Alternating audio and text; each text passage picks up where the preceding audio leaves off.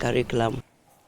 Na wataalamu wa masuala ya watoto wameashiria hofu kuhusu mateso ya kimya wanayopitia watoto wa kiume, shirika la Undugu nchini likisema wavulana wengi wanaendelea kusalia kimya licha ya kunyanyaswa kingono na kijinsia kutokana na unyanyapaa, uoga na aibu.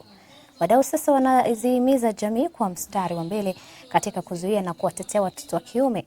Anajiri kwa watoto katika kaunti ya Kilifi wakihimizwa kutumia sanaa, muziki na ushauri kutoa wito wa kulindwa kutokana na dhulma.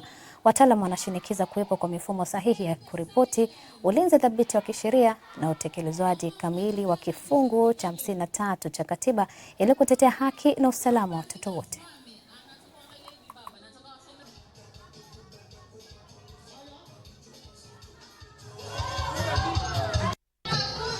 Is to have policy conversations saying that while the law is progressive, much more needs to be done. And that much more then needs to focus on how the boy child needs to be protected. That means child health desks must be strengthened, gender desks must also be strengthened. And because of that, it means that policymakers and stakeholders, particularly at the community level, need to sit down together and talk. Number 4 is, can we review some of the cultural things that we've been doing that make this issue difficult to talk about? Just as we focused on female genital mutilation, we should also focus on how sexual violence is directed at boys. And when those are put together, it means we'll have a formula that helps us to have a referral pathway that helps the boys report, speak about it, and this matters to be addressed. Venye nililelewa ni kuwa mwanaume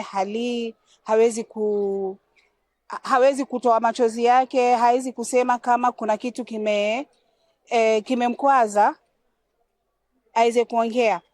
Pia vile vile mwanaume anaambiwa yeye anafaa kuvumilia. So unakuta wanaume wengi venye wanakuwa wanaambiwa wewe usilie, watoto kwanza vijana. So unaona pale nyumbani wanakaa wanaona mwanaume halii, mwanaume hasemi mambo yake, ukisema unakaa kama mwanamke. Iondoke hiyo dhana hiyo, na ningependa kutoa wito kwa wazazi wenzangu bali na Kilifi, bali kwa tuseme ulimwengu mzima, hususan Kenya, watu waweze kupaza sauti, waachane na mambo ya kuweka vijana sauti zao ziwe chini.